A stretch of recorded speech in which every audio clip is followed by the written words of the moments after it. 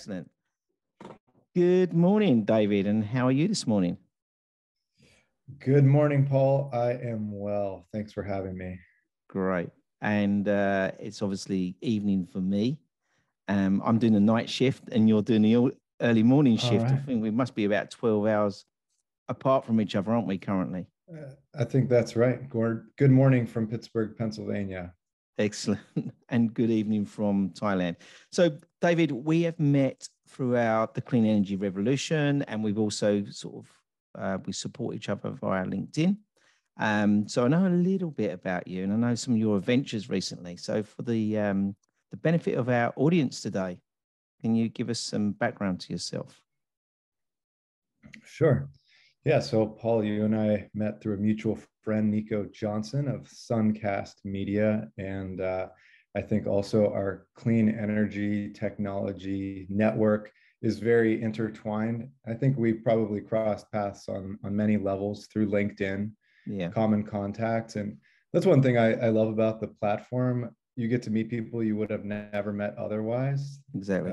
Folks who you have a lot in common with. And, you know, if you were walking around a networking event, you would love to speak with. But if you just don't have the access physically to be in the same space, it's kind of a village square where you get to meet people. And so I think that's where you and I have met, and a lot of your listeners perhaps, and a lot of the folks I've connected with have met in that village square, so to speak. My adventure, yeah, go ahead. Has Nico interviewed you? He has not. No, you beat him to it. All right, we need to get him to interview you. Yeah, I've been interviewed by him. Yeah, right. It's quite an honor. I'm still waiting for the invitation. All right, I'll give him a nudge later on today. Sounds good. So tell us about yourself. Tell us about your adventures recently. Sure. Well, I most recently really went through a big professional transition. I had been working at 𝗬𝗏𝗏 for 3.5 years. It's a clean energy startup that has been around now for about 6 years. And started in sales there, worked my way up from an associate to a director role, and honestly really found that through helping grow the business organically, through referring friends and colleagues and folks I thought would be great for the company, I found myself really enjoying and excelling in recruiting, talent acquisition. And I got a lot of satisfaction out of it, and the business thrived and really benefited from it. And so I had that great opportunity to become the first recruiter, the first person on the people team, so to speak, at 𝗬𝗏𝗏 as we were growing. And then I also had another great opportunity when I was really questioning whether I should be in sales or not. I had a great colleague, former colleague from SolarCity and Tesla, reach out to me, who was then at Rivian, 𝗘𝗍𝗿𝗍, who I am very grateful for the opportunity to join Rivian and spend some time learning about their business. She was on the charging team. She had seen some great work that I'd done at SolarCity and Give Power, the nonprofit that SolarCity funded, and I helped grow. And she was doing solar development work in Mexico. That's where we crossed paths. And she invited me to be a part of her team at Rivian that was installing EV charging in public spaces, parks, state parks, national parks, municipalities, public sector, publicly accessible level 2 charging. I made the really hard decision to leave 𝗬𝗏𝗏 at that time. It sounded like an amazing opportunity at a really influential, growing company that I wanted to be a part of, and the initiative was just too good to pass. Without getting into all the details, I realized after 6 months, I think, finding that my strength was not in sales and not so much in project development and more in the talent acquisition and people aspect of the business. I returned to 𝗬𝗏𝗏 less than a month ago. I'm very happy to have made that transition. It was not easy to leave 𝗬𝗏𝗏. It was not easy to leave Rivian. I do think that I made the right decision for myself at the time. And in between, I took the opportunity to unplug and enjoy about 2 months in between jobs, a good portion of that spent in Spain. I did the Camino de Santiago, a 1-month trek from the French Pyrenees to the Atlantic coast through northern Spain. I saw my cousin get married, and to me, it was really a celebration of a summer that we hadn't seen in the last 2 years or so of travel and social gatherings and adventure. So for me, that's what I've been up to. That month for me would have been absolutely amazing. And was that amazing? Absolutely. Yeah, it was transformative, next level type of travel. I've done a lot of different travel and work adventures, but this was really something else. What is it? What was something else? Because, you know, I can imagine you're walking every day, but you're walking with different people, aren't you? So was you with a group originally, or did you just go and do it yourself? Yeah. So it started with a pretty spontaneous decision. I had a flight in the morning to catch after the wedding and some travel with my parents and family. I had a guidebook in the Airbnb I was staying in for the Camino. I had thought about it.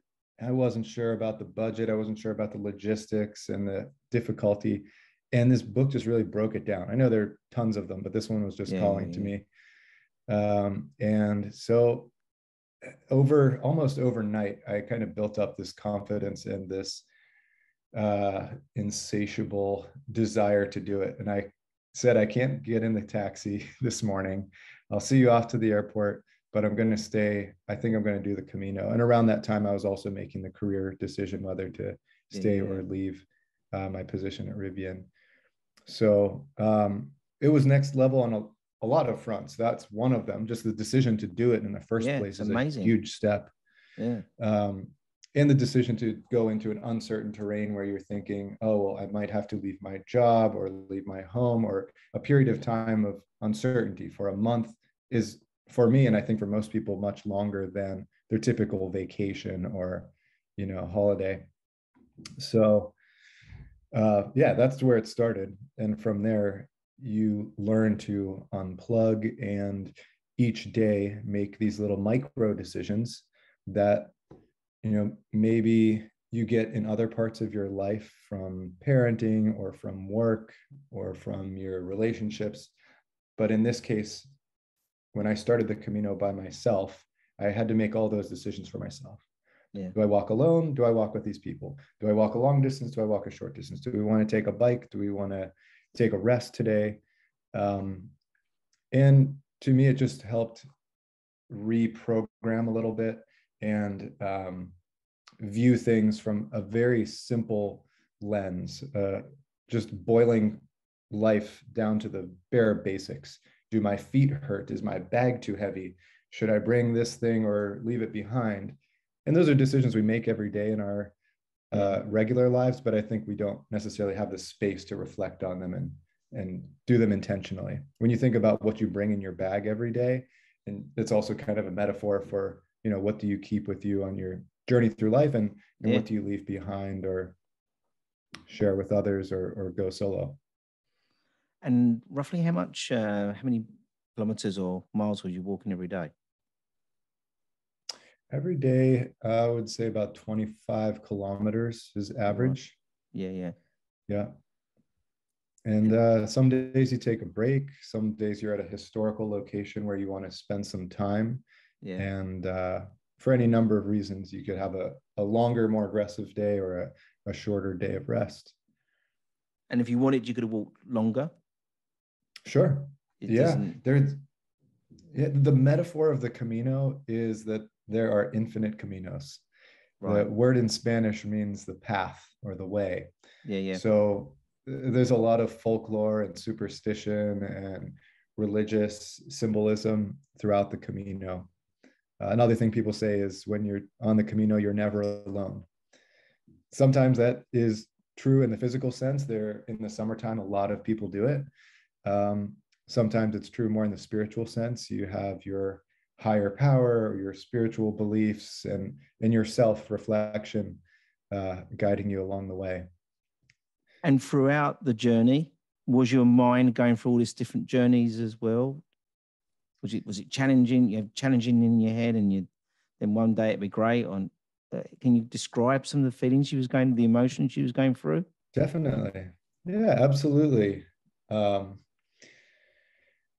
The first day, I have to say, the first day was one of, if not the best, because I had no expectation. I didn't know anyone who had done this before. I didn't know anyone who was on it with me, and I started with someone who was in the same village as I was, Saint-Jean-Pied-de-Port. I don't speak French, so pardon my pronunciation, but that's the sounds brilliant to traditional me. I think starting point. Yeah. It sounds good. Trying. More of a Spanish speaking guy. Right. So the village is on the French side of the Pyrenees, and it's the greatest elevation gain and drop in the whole Camino on your first day. Wow. So that really sets the tone. It challenges you. And then after that, you kind of think, wow, this beautiful, I've seen a whole world in one day. And from there, I think it's a really great launching point. The things that you feel throughout the rest of it, it can be influenced by weather. It can be influenced by the people you meet. It can be influenced by your mode of transportation. So for a part of it, I enjoyed riding a mountain bike. Some parts I enjoyed walking solo through hot plains of grains and wheat growing out in the field on a very flat terrain for an entire day. Other times going through the mountains and forest and swimming in a river with local folks and pilgrims, as they call them, the folks walking the Camino. Yeah. So have you documented all of this? I've seen some pictures. Yeah. Have you sort of written a diary and things like that? You know, I took a lot of photos, video, and shared with the people who I was on the journey with. And I haven't quite shared that with the rest of the world, with friends and family, in small doses. But I think what I'll do, and I have started to do, is share it with my LinkedIn community, who I feel like is on a Camino themselves, of career growth and personal growth, professional journey and adventure, if you will. And use some of those photos and stories as metaphors for the decisions you make in your career on your path to your professional ambitions and personal pursuits.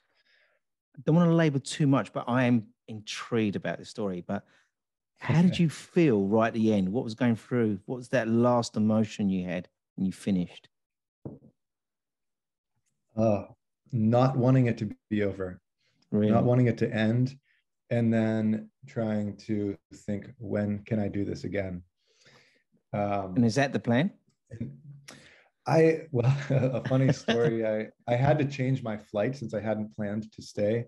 And it turns out that two-way flights are cheaper than one-way flights sometimes. Yeah. So instead of buying myself another one-way return flight home, because my previous one was canceled, I had to financially, to save money, buy a two-way flight. So I do have a return flight in March 2023 when I will be turning 40. So a gift to myself, a goal. Right. Well done. That sounds a really impressive story. I want to hear more of it. But let's go back to the beginning of David's career, or your education and things. Tell us about that. Sure, absolutely. When I first went to undergrad, I graduated high school 2001 from Pittsburgh, Pennsylvania, Fox Chapel area high school in the suburbs. And I wanted to get outside of Pittsburgh. I wanted to explore a little bit. And I didn't go too far, just 4 hours down the road. I attended James Madison University in Virginia. For me, that was a good distance, a good size school, not huge, not small, not a flight away, but not a short drive either, about 4 hours or so. And for me, there were a lot of formative experiences there. One is referred to as alternative break, a spring break or a spring holiday where instead of doing something indulgent, like in those days was popular, MTV Spring Break in Cancun or somewhere on the beach, you would go and do a service project. And to me, that really got me into doing service. And the first two projects I did were international projects. I went to the first one in El Salvador, the second one in Dominica in the Caribbean. And then the third one, I got to design my own project as a trip lead, and then bring student volunteers on that excursion. We went to Washington, D.C., and had met with folks who had just returned from overseas serving in the military. At that time, I was really struggling with the administration and the wars overseas that the U.S. was involved in, and this really put a human face to veterans and those who were trying to defend what they felt was freedom and democracy and human rights in some ways. So that, to me, led to the next phase and phases where I served in Peace Corps, U.S.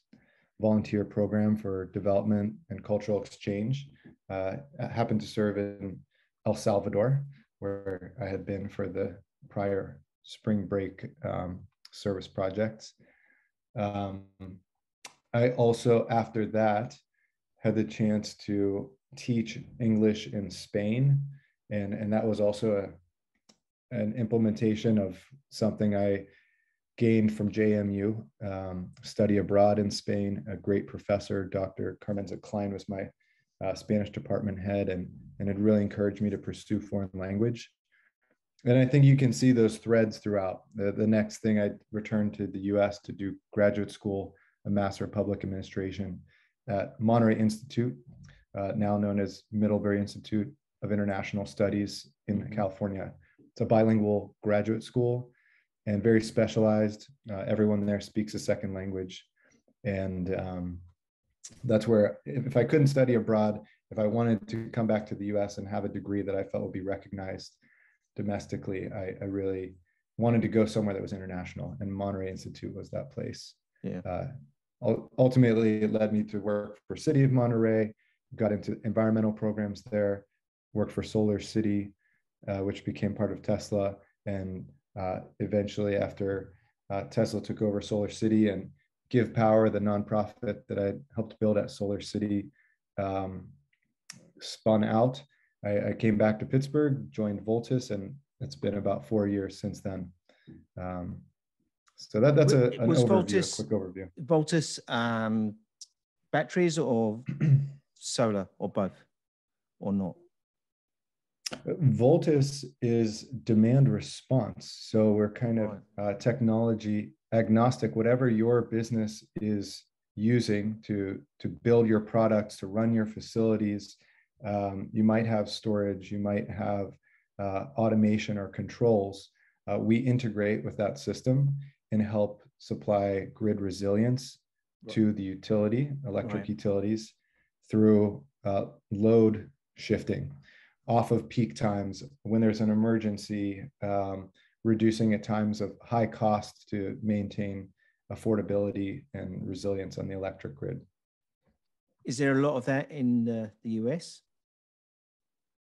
Yeah, I couldn't tell you compared to other countries. I can say within the US, it seems to be a growing concern, particularly as the grid modernizes and you get more volatility with all of the sources coming in, solar and wind and energy storage, and these great new assets that are growing on the electric grid, but also increase the variability. So demand response is really to help flatten that imbalance and make up for whenever there's not enough supply. We see a lot of it in the UK, but it's not as common as I would expect it to be, really, because there's some of the things you're picking up there regarding the grid distribution, etc. It does need to be balanced, and there's a big job to be done there regarding technologies. Sure. And I think too, people can do it on a small scale as well. It's not just for commercial industrial. That's mostly what 𝗬𝗲𝗃 focuses on.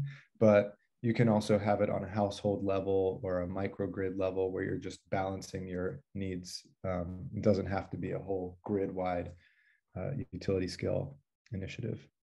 You mentioned you was in sales and then you went and you've come back, but not in sales. What are you doing now? Mm-hmm. So I'm doing, I would say, a form of sales in a lot of ways, sales recruiting. And I feel like I have a lot of credibility and authentic experience to share with the candidates I speak with, because I'm selling them the opportunity to join our company, to work in a position, selling our product. And our product is not just a piece of hardware or software, it's the people that are delivering it. It's the reliability of the folks behind the product and the service that you can count on. Yeah. And I found that in my 4 years at 𝗬𝗲𝗃 that the people are incredibly reliable and innovative, and the culture of the company is really strong. And that's what made me want to come back and stay and feel like I have a lot of conviction when I'm speaking to a candidate. I've done it myself. I've been in the trenches. I've done the sales, and I think I can spot talent that way because I've seen what it takes. Yeah. And have you got a technical background at all in what you do? You know, not really. My background is I sold residential solar. I did international off-grid energy access, so solar microgrids, more in community development and nonprofit management, sales, but not no technical, no. But you obviously understand what's required for the technical, to sell and to have the passion to sell the business. You've got a good understanding of the technologies, obviously. You know, I feel like one great thing that I've appreciated and enjoyed in the last few places I've worked, particularly 𝗬𝗲𝗃, Rivian, SolarCity, and Tesla. Just by working in these companies, you learn so much. I feel like, particularly at 𝗬𝗲𝗃, we have a lot of all hands gatherings, webinars and workshops and in-person gatherings we call 𝗬𝗲𝗃fest. You learn so much from subject matter experts at your company. I think that's a really cool thing to offer as a benefit, because if you're not, people will leave to pursue school, to pursue another project. And as well at SolarCity and 𝗬𝗲𝗃 here, when I've brought opportunities to our leadership and say, I've got an idea, I'd like to try something new, or I'd like to launch a program, they've been really supportive. And I think that's a way that entrepreneurs recognize other entrepreneurs in their company. And instead of having them leave to go start something else somewhere else, they say, why don't you try that here? Why don't we give you a nurturing environment where you can try it out? And if it works, great, we'll foster that. If it's something you need to pursue, you're welcome to try something on your own, but let's try it here first. I'm really grateful for that experience. I've just read Elon Musk's biography, but written by someone. But for me, what you're talking about is a culture that I don't know whether he's driving that culture or whether it's the people that he brings together drives this culture regarding the entrepreneurism, and don't go off and create the great ideas somewhere else, bring them into the organization. And there's something as well. I've been talking to someone recently, and that they've said about the American way of entrepreneurism. In the UK, we don't have that. You're on your own. Really? Yeah, we don't. Really? And people feel threatened by other entrepreneurs that have got these ideas and concepts. Interesting. Well, I mean, I wouldn't say that it's 100% altruistic. That also seems like a way to get intellectual property and innovation in your company. So I'm not surprised. I am surprised that the UK has a more competitive atmosphere, but there are reasons to be collaborative too that don't necessarily mean you're being a good Samaritan. So the Elon Musk culture, was you embraced to that? Did you get exposed to that at all? You know, honestly, I was not very exposed to it. I was only with Tesla for a short period after SolarCity was acquired. Yeah. And I think more so I saw it through the lens of SolarCity. Right. And as the business was growing there, the business model was, I think a really vertical integration was something that I saw there that I also see at Tesla. The fact that we looked at building our own solar panels and acquired a company called 𝗬𝗵𝗶𝘀 Solar that built a lot of the module racking systems and innovated in ways that would help every part of the business, from operations to finance to the company culture. Yeah. It was really fun to be part of. What's your views going forward regarding, the environment and the planet and that side of it? I know you're in the clean tech environment side of it. Do you have an opinion, and is that a driving force behind what you do? An interesting thing I was thinking about when I was deciding to rejoin Voltus. This is just my own worldview, perhaps, but I was thinking about all of these technology innovations that we have that are building more solar panels, more wind turbines, more electric vehicles, more batteries. And those are all necessary, important parts of the equation for the modern times that we live in. But for me, one thing I really like about Voltus and demand response and the work that I do, it's doing more with less. It's using energy at different times in different ways rather than building new stuff. Yeah. And I think something that I see is it almost feels like a shell game. We're always trying to shift the need. Oh, well, we need more of this, we need more of that. But ultimately, we need more rare earth minerals. We need more water. We need more sun. But the only way that we can avoid that scarcity is by being content, living simply, and being efficient with what we already have.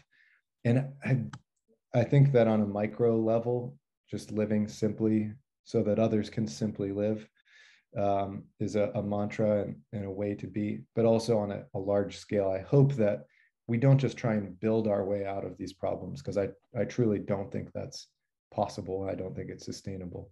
Yeah. I think learning to be content in a simpler form of life. I really think that's got to be part of the equation: efficiency and simplicity, as opposed to just innovate, build. Yeah.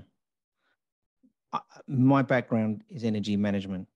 I really believe in turning stuff off rather than bringing in more solar to actually help us, exactly what you're saying, and for me, energy management, I like the word Camino, and then the path, energy management is a journey, and that's the path. Sure. Your first path isn't go and put solar on the roof, go and put a wind turbine in your garden. It is look at your profiles now, look and review what you're doing now, turn your lights off. Yeah. Turn your set points down, the simple things. It doesn't cost any money to do that. Mm-hmm. And I see Europe is actually on their measures, doing their measures. Doesn't cost you any money. And in fact, you save money. And the figure used to be 10 pence per degree that you per hour. It's probably a lot more than that now. Now the energy crisis has gone through the roof. But it doesn't cost anything to make those changes. And then once you've done that and you've got your profile down to a level, then you can start thinking about solar and then taking your net zero journey to the final part of it. They're my thoughts. And I've always been energy management for the whole of my 42 years of career is focus on that. That's why I'm out there telling people to turn that one light off. This is important. Why use that energy? Paul. We're out there. Yeah, it's not quite as sexy as No, a cool, shiny new product on your no. roof or in your garage in the driveway. Um, but personally, I feel like if we could get back to our roots and live a little more simply, we wouldn't have to build all of the. It's exhausting to be constantly building and selling Yeah, and it is. managing all these massive complexes so that we can do what? What are the things that we're doing that's requiring so much energy that we can't use a little bit less or use it a little bit smarter? So what's your plans now in your career? You're going to obviously you're planning to do this walk again in March. You've got any other ideas of what you want to be doing? Yeah, I mean, I just returned to Voltus, and to be honest, the talent acquisition part is relatively new to me. I've done it informally. I've always recruited people and been a bit of a connector and a ambassador for my causes, for my companies, for my community. And so I think I want to build that professional skill, that professional muscle, the talent acquisition part of it. And it's been great to see Voltus grow from when I joined about 30 employees. We're almost up to 300 now, 4 years later. I'm going to dig in and get in the trenches, and I want to see this thing grow and be a really key part of the DNA of growing a company that I hope is going to have a huge impact on the way that we have a more resilient grid, a more sustainable grid, and a more affordable energy system. Are you seeing talent coming in from different sectors, like from the oil and gas sector? Are you seeing any transition? Yeah, that's actually one of the really encouraging things. We've had a few folks who came not from an energy background, not from a sustainability or environmental background, who've done exceptionally well, who've brought in different perspective, some military veterans, people from backgrounds you would not have expected. I think we have a long way to go in terms of diversity. However, we do relatively well on gender diversity, and it is helpful and really valuable to the company to have a bunch of different perspectives. So yeah, having people from non-traditional backgrounds is absolutely an asset. And also we're selling to a lot of large commercial and industrial facilities that may not have the same environmental or sustainability goals. So you have to be able to speak their language, whether it's profits or operations or just simple technology. They want to be able to say yes, but maybe not for the same reasons that you want them to say yes. Yeah. And obviously the customers are variable types of customer, different sectors, yeah? Yeah. Commercial and industrial and institutional facilities, meaning could be anything from a wastewater treatment plant to a stadium. We just recently signed an agreement with Madison Square Garden. It could be a steel mill to a university campus. I'm here in Pittsburgh, Pennsylvania. We have a lot of steel mills in the area historically that are some of the largest energy users. We also have universities and healthcare systems that are some of the largest employers and property owners throughout the region. Yeah. All of them can participate in demand response, and the utility rewards them financially for doing so. We're coming to that stage in the interview where I like to see if there's a takeaway, and I'm hoping it's going to be in a particular direction. Is there anything that you can give back to our audience today from your experience as a takeaway today? Sure. Yeah, I think for me, the most recent realization was just that your career, your Camino, your path, does not need to be a straight line. And I think a lot of us get frustrated or feeling defeated or lost when we realize that our career path is not up and to the right, a straight line from inception to success. Yeah. And it's hard to embrace. It's hard to tolerate. And in my experience, those times in between can be really valuable. The Camino for me, 2 months in Spain, a period of, whether it was Peace Corps or teaching English or traveling in between jobs, I think those experiences add up to something that's really magical. It's like a recipe of sorts with a lot of different ingredients rather than something that's, a straight line. And I'm not saying one's better than the other, but I'm saying for those who do choose to try a bunch of different things in their career, I think it really enriches your life and brings a really valuable perspective to wherever you choose to work and whatever relationships, professional or otherwise. Change is going to happen whether we like it or not. And if you try and resist it, I think that's a really uphill battle and exhausting. So embracing change is probably one of the greatest skills that you can cultivate, because it's going to happen one way or another. Yeah. The little saying in my head now really is going with the flow, isn't it? Sure. And helping Absolutely. that flow along. Don't try to put doubt. a dam in front of it, because it's going to flow through you. Yeah. And you're going to be washed away. It takes a lot of energy to build that dam, right? Yeah. Yeah. Well, David, look, I'm really interested in your story, and I'm really looking forward to hearing more about your walk and your journey that you took along the path. And I'm jealous that you're going to be doing it again, possibly in March. Excited to see how your work comes regarding bringing in this new talent. I'm very interested to learn more of that going forward, and I'm sure we will do on LinkedIn regarding following yourselves. So, David, I'd like to say thank you for joining us today. It's been a great pleasure. Sorry you've had to get up early in the morning to do this, and I'm now getting ready to go to bed. No problem. It was a pleasure. All mine, Paul. Thank you so much. And thank you. Enjoy speaking with you, and look forward to continuing the conversation with you and your listeners. Brilliant. Well, David, we'd just like to just lastly say, please, you and your family stay safe in these times. Thank you. Likewise. Right back at you.